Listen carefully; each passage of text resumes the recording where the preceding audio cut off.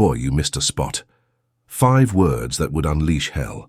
Because Vincent Torres had no idea that the night janitor he was about to humiliate had once been the most feared fighter in the underground circuit. They called him Ghost Washington, undefeated in 47 fights. A man who could end careers with a single combination. But that was 23 years ago, before tragedy changed everything. James Washington pushed his cleaning cart through Phoenix Elite Combat Academy at 11:47 p.m., same as every night for 6 weeks. The familiar scent of floor cleaner and leather mats had become oddly comforting, a sharp contrast to the sweat and blood that had once defined his world. At 45, James had perfected the art of invisibility. Keep your head down, do the work, collect the paycheck. Simple, safe, anonymous. But tonight felt different.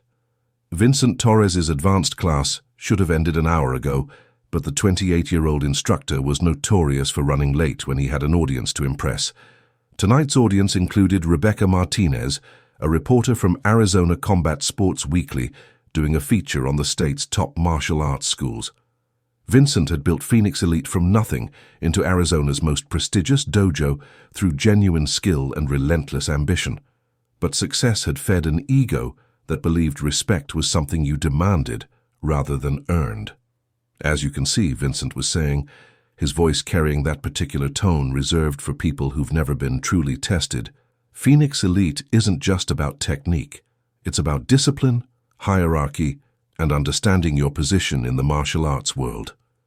James's hand tightened imperceptibly on the mop handle. Understanding your position. He'd heard variations of that phrase his entire life. The memory hit him like a physical blow.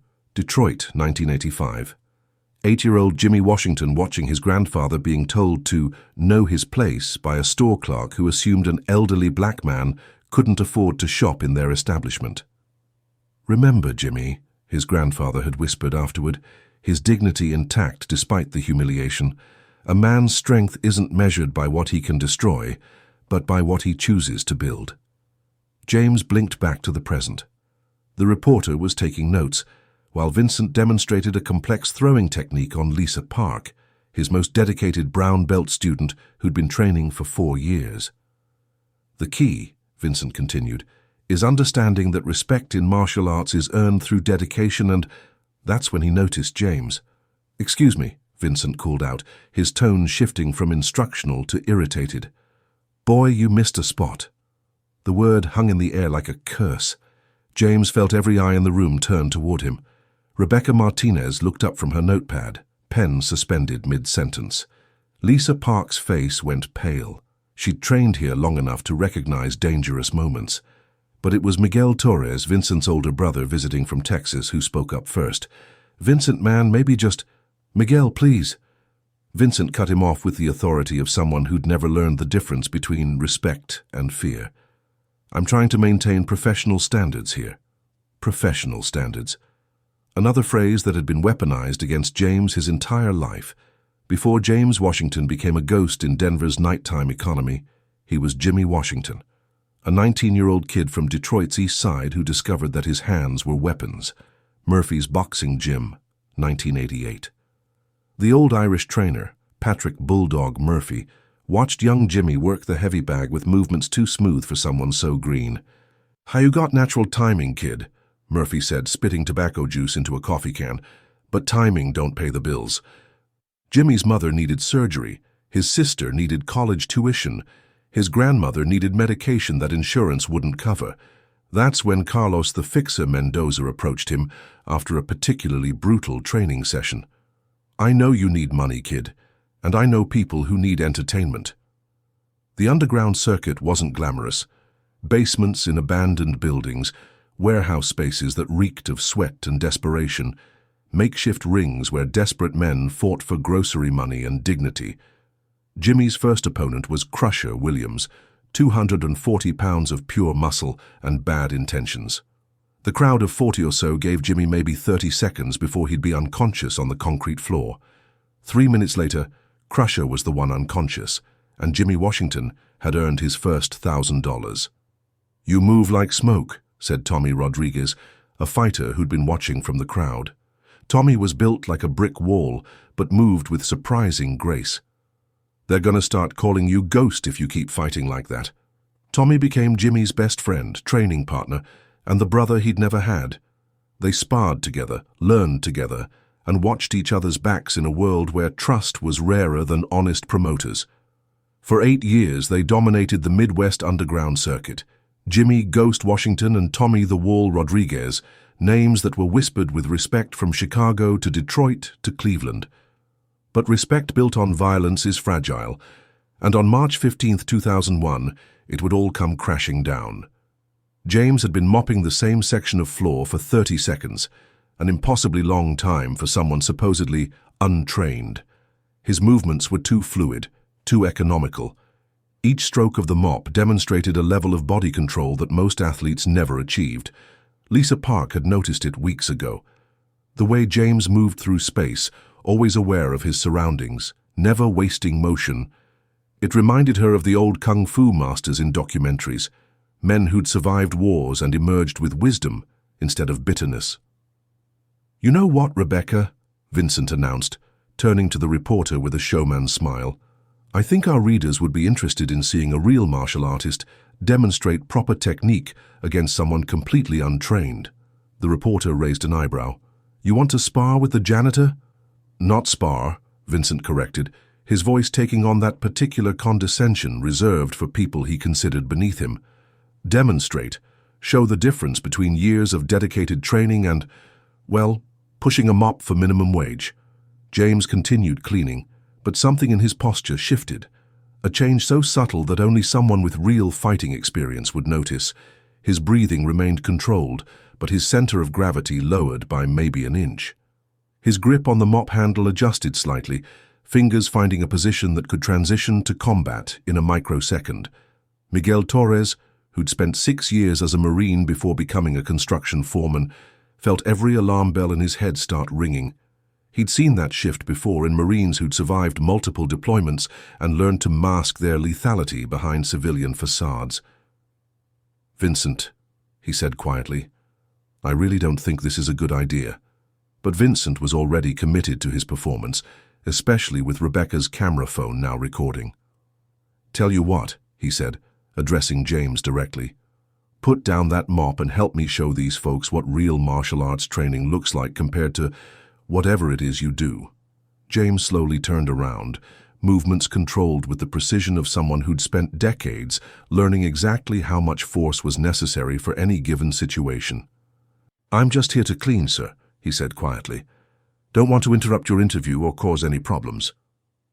The response was perfect, respectful, non-confrontational, giving Vincent every opportunity to back down gracefully while maintaining dignity for everyone involved.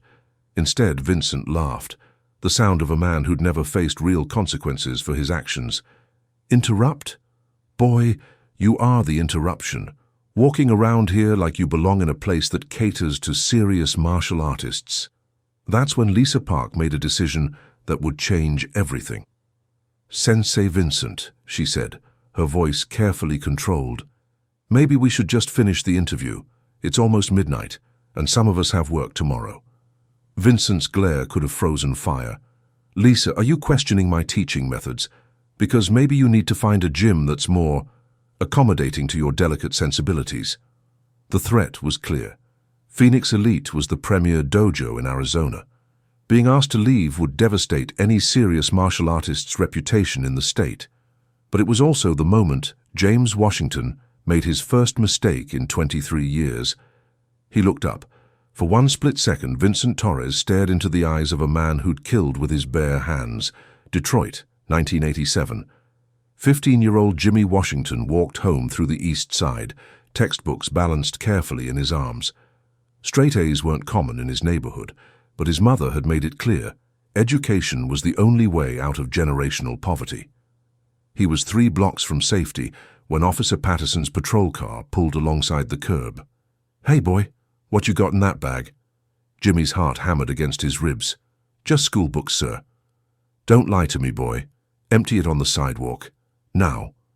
Mathematics textbooks, chemistry notes, and tomorrow's English essay scattered across the cracked pavement as other kids watched from windows, learning early that respect was something you fought for, not something freely given. That night, Jimmy found his grandfather in their garage, working on an old Buick that hadn't run in 5 years, but gave the old man something to do with his hands. "Grandpa, why do they call us that word?" The old man set down his wrench, grease-stained hands folding in his lap. "Because they're afraid, Jimmy.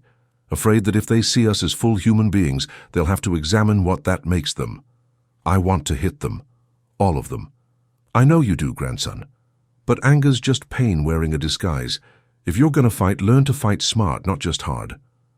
6 months later, 16-year-old Jimmy Washington walked into Murphy's boxing gym, where old-school trainers still believed that character was more important than trophies. But boxing had rules, referees, safety protocols. The underground circuit that Jimmy discovered at 18, that was entirely different territory. The first time someone called him boy in the ring, Jimmy Washington discovered what controlled violence felt like. His opponent, a racist loudmouth named Rebel Jackson, went down so hard the concrete floor cracked. That night, Ghost Washington was born. Chicago, 1995. The warehouse basement was packed with nearly 300 people, money changing hands, as bets were placed on the evening's main event. Ghost Washington versus Iron Mike Stevens for the Underground Middleweight Championship. Jimmy, now 27, had evolved from the angry teenager into something more dangerous, a thinking fighter who could calculate angles and timing like a mathematician solving equations. "You ready for this, Ghost?" Tommy Rodriguez asked as they wrapped Jimmy's hands. Tommy had become more than a training partner. He was the brother Jimmy had never had, the one person who understood what it meant to fight for survival rather than sport. "Always ready," Jimmy replied, but his mind was elsewhere. His mother's medical bills were mounting, and this fight's $20,000 purse would finally put them ahead. Stevens was a monster, 6'3", 220 pounds of pure muscle and bad intentions. He'd earned his nickname by literally breaking bones with his bare hands. The fight lasted exactly 97 seconds. Jimmy moved like liquid smoke, staying just outside Stevens' reach, while landing combinations that accumulated damage like compound interest. When Stevens finally dropped, the crowd erupted in appreciation for what they'd witnessed, artistry disguised as violence. "You're not just winning fights," Tommy observed afterward, as they split the purse. "You're making statements." "What kind of statements?" "That respect isn't given. It's taken." For the next 6 years, Jimmy and Tommy dominated every underground venue from Detroit to Atlanta. They were more than fighters. They were legends, names whispered with reverence in places where violence was currency. Tommy handled the business side while Jimmy focused on fighting. They invested their winnings wisely, bought property, even started talking about opening a legitimate gym where kids could learn discipline without learning hatred. "After the Rodriguez fight," Tommy said one evening in early 2001, "we're done with this circuit. We open that gym, teach kids the right way." The Rodriguez fight, Tommy's biggest payday, his retirement fight, his chance to go out on top. What neither of them knew was that Detective Ray Morrison had been tracking the underground circuit for 18 months, building cases against everyone from fighters to promoters. March 15, 2001, was the night he planned to shut everything down. It was also the night Jimmy Washington would lose everything that mattered. Vincent's ego had painted him into a corner. Being publicly declined by a janitor wasn't something he could survive professionally, especially not in front of a reporter whose article could make or break reputations. "I wasn't asking, boy," he said, his voice carrying 28 years of privilege and exactly 0 years of real consequences. "I was telling you." The silence that followed was deafening. 8 students, 1 reporter, and Vincent's own brother watched their instructor cross a line that couldn't be uncrossed. James closed his eyes briefly, and suddenly he wasn't in Phoenix anymore. He was in every basement, every warehouse, every back alley venue where desperate men fought for grocery money and dignity.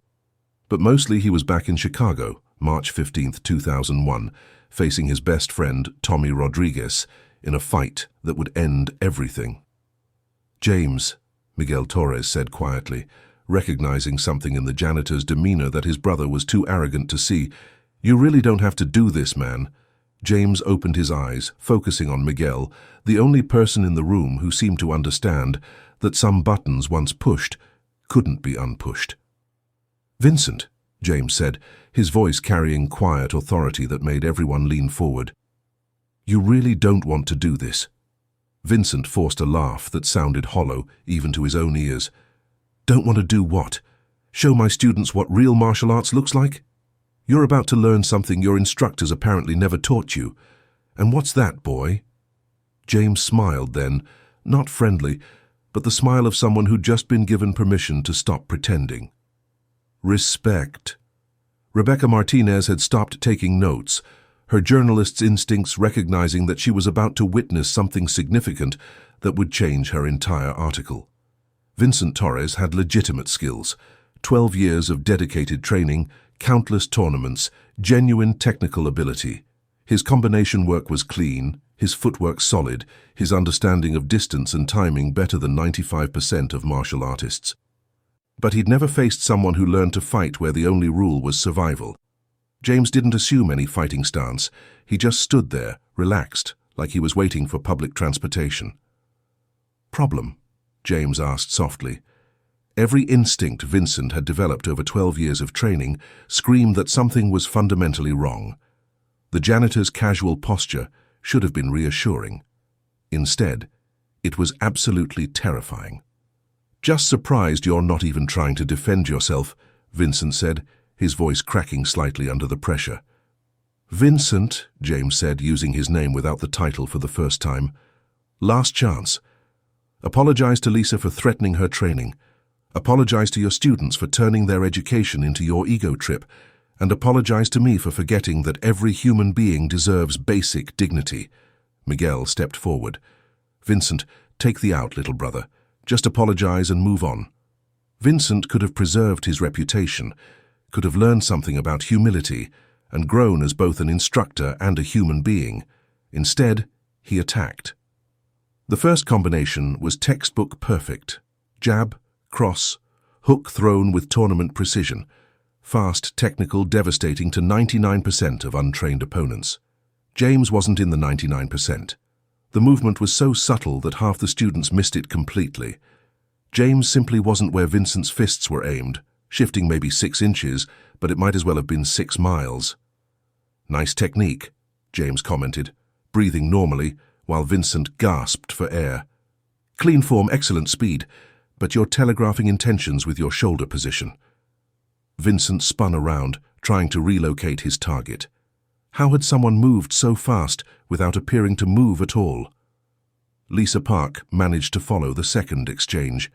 Vincent threw his signature 5-punch combination, the sequence that had won him 3 state championships. Jab, cross, hook, uppercut, spinning back fist. James ducked under the jab, leaned back from the cross, stepped inside the hook, let the uppercut pass overhead, and caught Vincent's wrist as the spinning back fist came around. For a moment, the two men were face to face, Vincent's fist trapped in James's gentle but completely unbreakable grip. "Vincent," James said quietly, "do you know the difference between someone who learned to fight in a gym and someone who learned to fight for their life?" Lisa Park had been quietly typing on her phone, while Vincent struggled futilely against James's grip. What she found made her gasp loud enough to draw everyone's attention away from the demonstration. "Oh my God, Vincent! Do you have any idea who this is?" Everyone turned to her, but she was staring at James with awe and growing horror. "This is James Ghost Washington, underground fighting champion of the entire Midwest for 8 years, undefeated in 47 professional fights." The words hit the room like a physical shockwave that left everyone speechless. Rebecca Martinez's pen fell from her fingers. "Underground fighting? That's actually a real thing?" "Real?" Lisa's voice was climbing in pitch as she continued reading from multiple sources. "He was a complete legend. Look at this.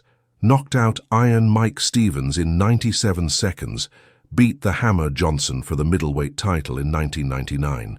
There are videos on YouTube with millions of views." Vincent felt the blood drain completely from his face. That's absolutely impossible." James released Vincent's wrist gently, like he was handling something fragile. I wish it was just movies and urban legends, Vincent.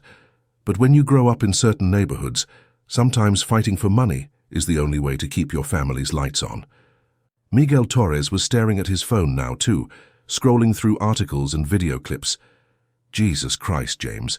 It says here you disappeared from the scene in 2001 after accidentally killing your opponent in Chicago. The absolute silence that followed was broken only by the hum of fluorescent lights and the distant sound of Phoenix traffic moving through the desert night. James closed his eyes, transported back to the worst moment of his life.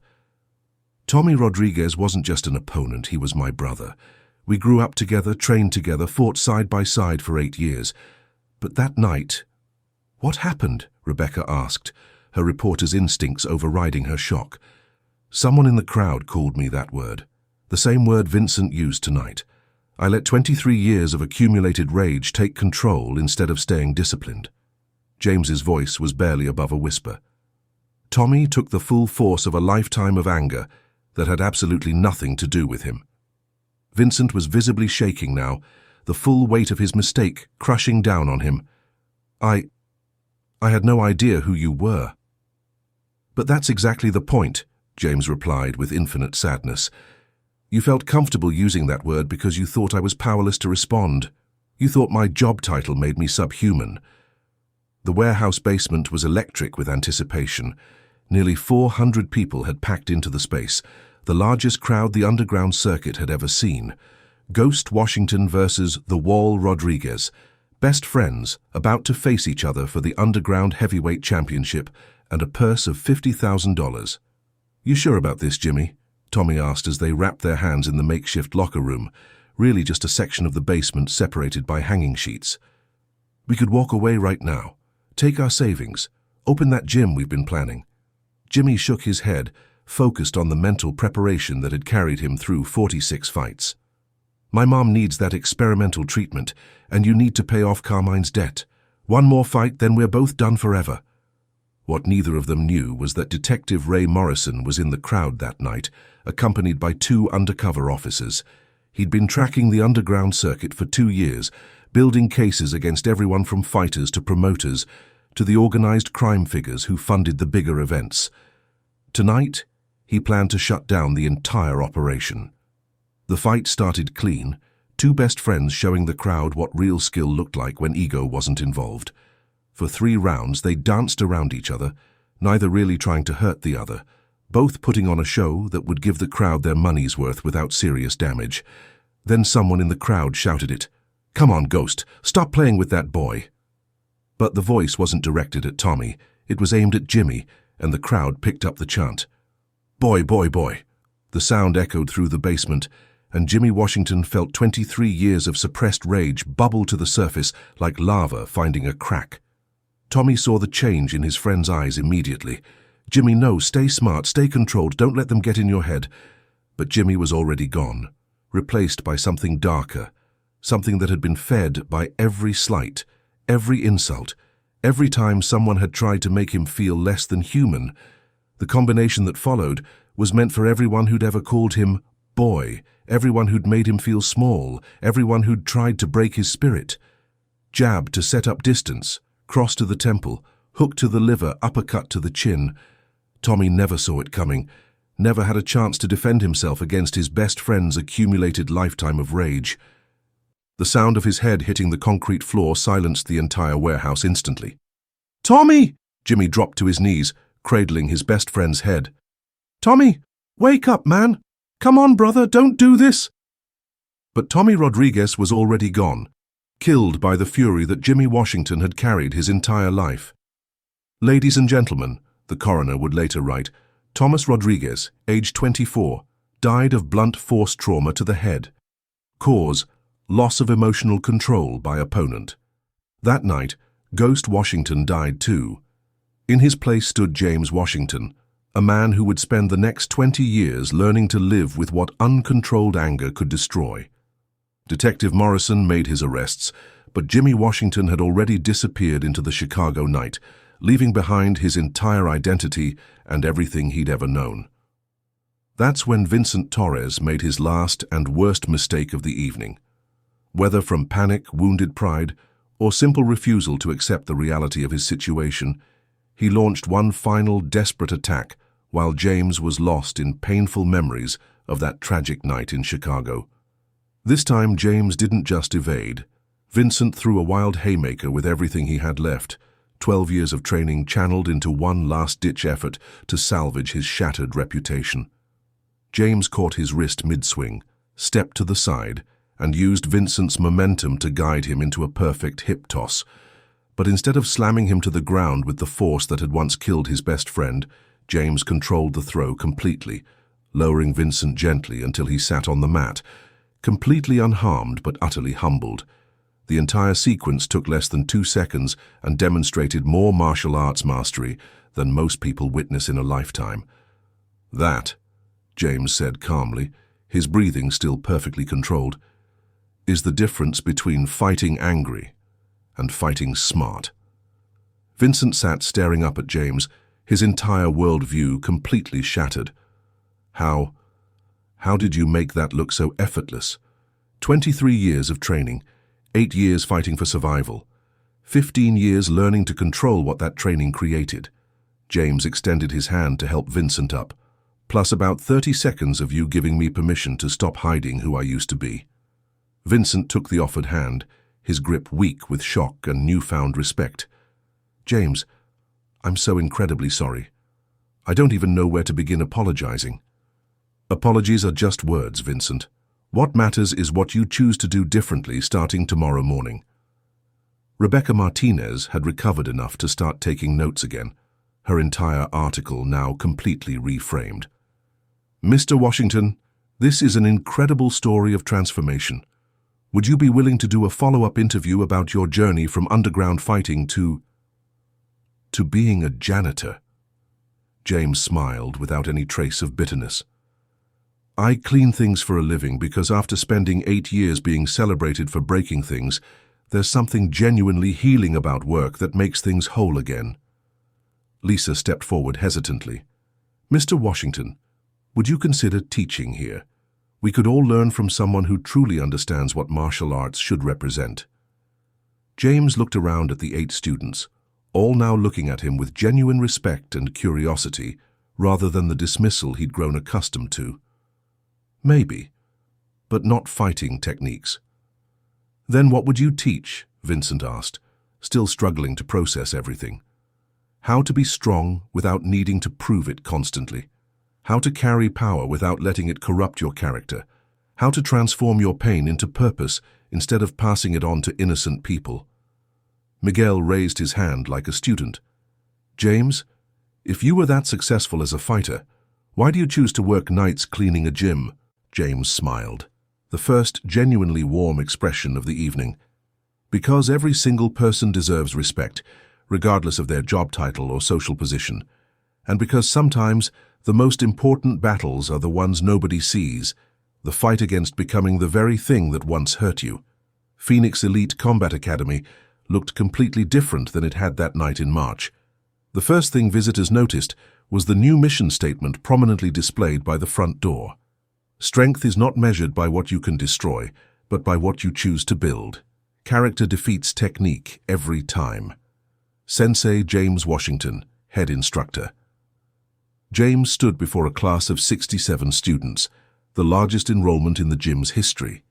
Word had spread throughout Arizona's martial arts community about the legendary Ghost Washington's transformation into a teacher who emphasized character development over competitive dominance. Vincent Torres sat in the front row, wearing a brown belt instead of his former black belt, alongside his brother Miguel, who had moved from Texas to train under James. "Sensei James," asked Maria Santos, a new white belt who joined after reading Rebecca's article, "why did Sensei Vincent give up his black belt to start over?" Vincent answered before James could speak. "Because I realized I'd been wearing a rank I hadn't truly earned through character development. Technical skill without wisdom isn't martial arts. It's just violence with organizational structure." James nodded approvingly. "Vincent learned something that took me 23 years to understand. True mastery isn't about what you can do to someone. It's about what you choose not to do, even when you have every legal and moral right to do it." Lisa Park, now wearing her new black belt earned through character as much as technique, raised her hand. What happened to the other fighters from the underground scene after it was shut down? Most of us eventually grew up, James replied thoughtfully. Some became legitimate trainers, some found completely different careers, some struggled with the transition for years. A few, like me, learned that the real fight isn't in any ring. It's against the parts of ourselves that want to hurt others when we're hurting inside. Rebecca Martinez's 3-part article series had run in multiple publications with the headline, "From Underground Legend to Unlikely Teacher, the Ghost Washington Story." The pieces had been picked up nationally, bringing visitors from across the country to train with the man who'd transformed personal tragedy into purposeful teaching. After class, as they cleaned the mats together, a ritual James had insisted on for all students regardless of rank, Vincent had one final question that had been bothering him for months. "James, I still can't fully comprehend why you chose janitorial work after being legitimately famous in fighting circles." James folded the last mat with the same precision he'd once used to throw punches that could end careers. "I chose it because it reminded me daily that every person has inherent dignity, regardless of their job title or social status. And honestly, after years of being celebrated for breaking things and people, there's something genuinely beautiful about work that makes things clean and whole again." Do you think about Tommy every day? Every single morning when I wake up, and every night before I sleep. But now, instead of carrying crushing guilt, I try to carry forward what he taught me through our friendship, that real strength protects the vulnerable. It doesn't dominate them. Vincent was quiet for a long moment, processing. That night, when you could have easily destroyed my career and reputation, why didn't you? "Because," James said, turning off the lights and locking the door, "the most powerful victory possible isn't defeating your enemy completely. It's helping them transform into a better version of themselves than they ever thought possible." As they walked out into the cool Phoenix night, teacher and former adversary, both still learning what it truly means to be strong without destroying others, James Washington finally understood what his grandfather had meant all those years ago in Detroit. A man's strength isn't measured by what he can destroy, but by what he chooses to build.